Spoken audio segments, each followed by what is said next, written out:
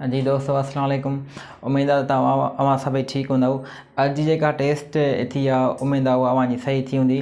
पर हाणे मैथमेटिक्स जा जेके सुवाल असां वटि आया आहिनि या जेके आई आहे मैथमेटिक्स जी टेस्ट, जेके सुवाल असांखे विज़िबल आहिनि, जेके ॾिसी सघूं था, त हाणे उन्हनि सुवालनि जी जेका आहे असां मतिलबु राइट आंसर अव्हांखे ॾिसूं था। त हाणे जंहिंमें जेको असांजो पहिरियों सुवालु आहे उन में चए थो द वैल्यू ऑफ 3 × 10⁻1 + 4 × 10⁻0। ठीकु आहे दोस्तों। त हाणे हीअ जेका असांजी रक़म गिवन आहे इन जो जेको राइट आंसर थींदो उहो छा थींदो असांजो। ठीकु आहे। त हाणे हिन में जेको माना ऑप्शन आहिनि उहे त असांखे डिफरेंट मिलियल आहिनि। ठीकु आहे दोस्तों। त हाणे हिन जो जेको असांजो राइट ऑप्शन आहे उहो आहे असांजो 34।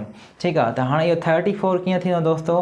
त हाणे ॾिसो त 3 × 10 + 4। ठीकु आहे। ऐं तव्हांखे ख़बर आहे दोस्तों त कंहिं बि अंग जे मथां पावर छा हूंदो आहे असांजो 0 हूंदो आहे। छा कंहिं बि अंग जे मथां पावर छा हूंदो आहे असांजो 0 हूंदो आहे, त उहो छाजे बराबरि हूंदो आहे, 1 जे बराबरि हूंदो आहे। ठीकु आहे दोस्तों। त हाणे हिन जॻह ते मां छा ॾियां 1 ॾियां।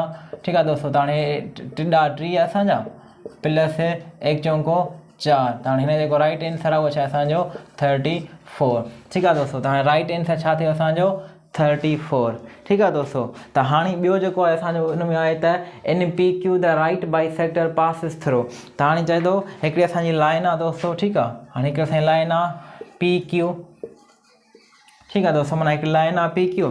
हाणे उतां छा थो गुज़रे असांजो राइट बाइसेक्टर। छा आहे असांजो राइट बाइसेक्टर। हाणे राइट बाइसेक्टर छा कंदो आहे त जेका बि असांखे लाइन गिवन हूंदी आहे उनखे छा कंदो आहे विच तां कट कंदो आहे। माना हितां राइट बाइसेक्टर जेकॾहिं गुज़रंदो त हितां मतिलबु हीअ जेका असांजी लाइन आहे दोस्तों, त हाणे जेकॾहिं असां हितां राइट बाइसेक्टर गुज़ारींदासीं त हिन जेका असांजी लाइन गिवन आहे उनखे छा कंदो मिड पॉइंट ते छा कंदो असांखे कट कंदो। त हाणे हे जेको असांजो 52 जेको क्वेश्चन आहे उन जेको असांजो राइट आंसर आहे उहो छा आहे असांजो B, उहो छा आहे असांजो मिड पॉइंट आहे। ठीकु आहे दोस्तों। त असांजो जेको 55 आहे त हुन में चए थो late A and B be two sets and if n of A = 3 and n of B = 4 then A × B। ठीकु आहे दोस्तों। त हाणे चए थो त जेको आहे असांजा A × B मतिलबु ऑर्डर सेट ठहंदा असांजा।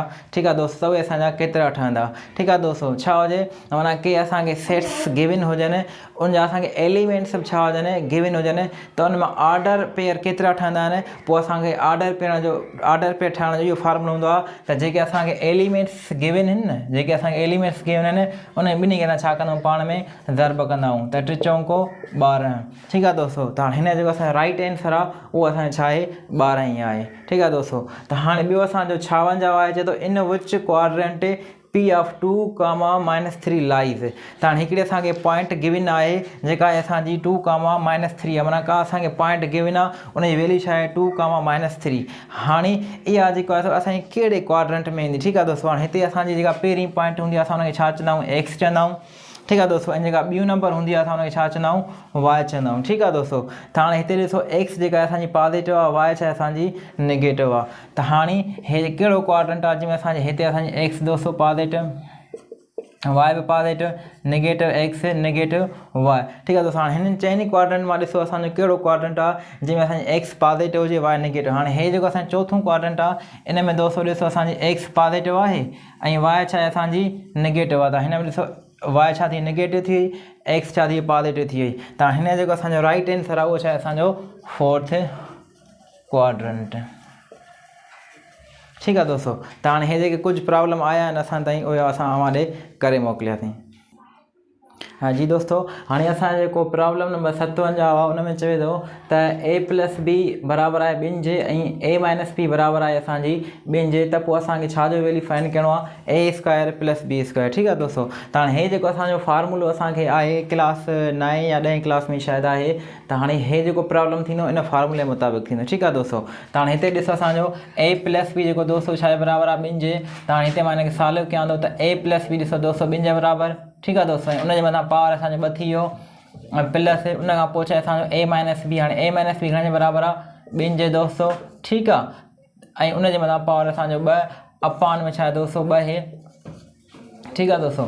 त हाणे ॿिॾूं असांजो 4 प्लस हे छा थियो असांजा 4/2 त 8/2। ठीकु आहे दोस्तों। हाणे आंसर छा थियो असांजो 4। त हाणे असांजो जेको राइट आंसर थींदो उहो असांजो छा आहे 4 हाणे हिन में जेको असांजे 57 असांजो प्रॉब्लम आहे उन जेको असांजो राइट आंसर आहे असांजो आहे 4 ठीकु आहे दोस्तों। त हाणे ॿियो आहे असांजो 58 नंबर त a square minus b square. हाणे त हे जेको असांजो फार्मूलो आहे माना इहो त 8वीं क्लास में लिखियो पियो आहे त हे जेको आहे डिफरेंस ऑफ 2 स्क्वायर आहे त हाणे a square minus b square छा जे बराबरि थींदो आहे a plus b into a minus b। इहो त सिंपल वन आहे ठीकु आहे। त हाणे ॿियो आहे असांजो 3a minus 2b whole square is equal to 9a square minus a dash plus 4b square ठीकु आहे दोस्तों। त हाणे हिते जेको असांजो डैश आहे त इन में असांजो जेको आहे सो जवाबु छा ईंदो ठीकु आहे दोस्तों। हाणे अचो हिनखे हल कयूं त 3a minus 2b whole square छा जे बराबरि थींदो। हाणे हिन ॾिसो दोस्तों छा आहे स्क्वायर आहे ठीकु आहे। हाणे स्क्वायर आहे त हिनखे a minus b whole square formula जे ज़रिए सां हल कंदासीं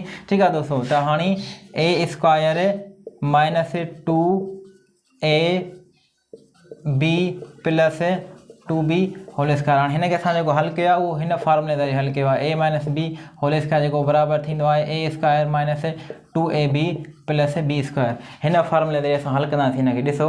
त हाणे a स्क्वायर आहे त ॾिसो मां पहिरियों स्क्वायर कयुमि वरी माइनस ॾिनमि वरी 2 ॾिनमि अथमि वरी a जी जॻह ते 3 आहे b जी जॻह ते 2b प्लस 2b स्क्वायर ठीकु आहे दोस्तों।